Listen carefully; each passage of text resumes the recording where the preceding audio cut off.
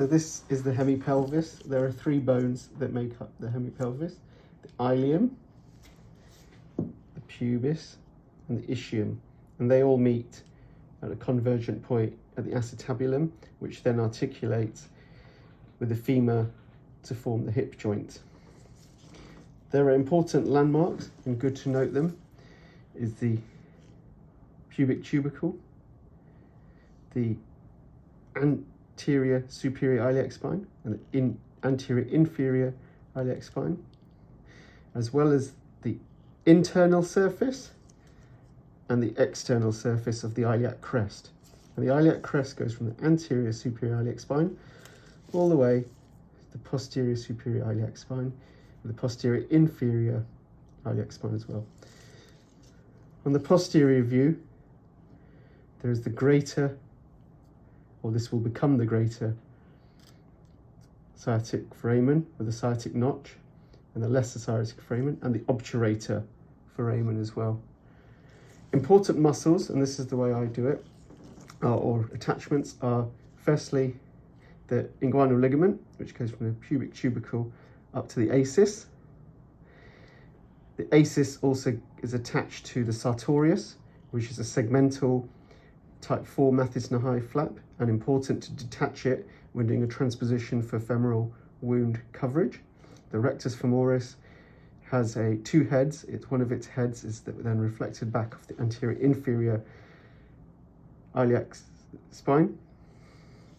And then I look at the posterior aspect of the anterior superior iliac spine, and this is where the TFL, fascia lata, attaches. And then as I work my way from anterior to posterior, the muscles of the gluteus minimus, medius, and then the maximus on the side. And these are important because they need to then be detached and reflected if doing, say, a superior gluteal artery flap. And the important considerations there are the PSIS, the greater trochanter, and the ischiotuberosity. And they form a triangle, and halfway through that triangle, usually at the mid-coccyx level, distal third, is where the perforators for the SCAP are, or SCAM. Then again, that triangle, PSIS, IT, GT. On the distal lower aspect, or inferior aspects, 2/3, the perforators for the inferior gluteal artery perforator or muscle flap. When these are formed, the sacrospinous ligament forms the boundary, and this basically denotes the greater and lesser sciatic foramen. The structures that pass through the greater sciatic foramen in ascending order are the superior gluteal artery and nerve, the piriformis, the inferior gluteal artery and nerve, internal pudendal, the nerve to obturator, obturator internus, and the nerve to quadrator femoris as well. And then back through the lesser sciatic foramen is the internal pudendal artery and nerve, the nerve to obturator, and the tendon of obturator actually passes out through it. And then back through the obturator foramen is the obturator artery and nerve, which then go into the midline. Just a point to remember that this gluteus maximus has its blood supply from the superior gluteal artery, which is above the piriformis, but is supplied by the inferior gluteal nerve, whereas the inferior IGAP flaps from the inferior gluteal artery as well.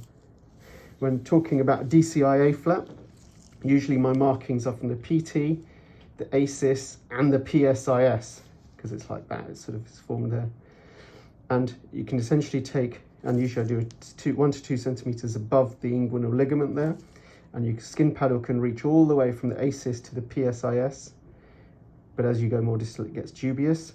Usually I do an anterior approach, medial, finding the vessel as it takes off, usually at the mid-point, inguinal point, rather than the midpoint of the inguinal ligament.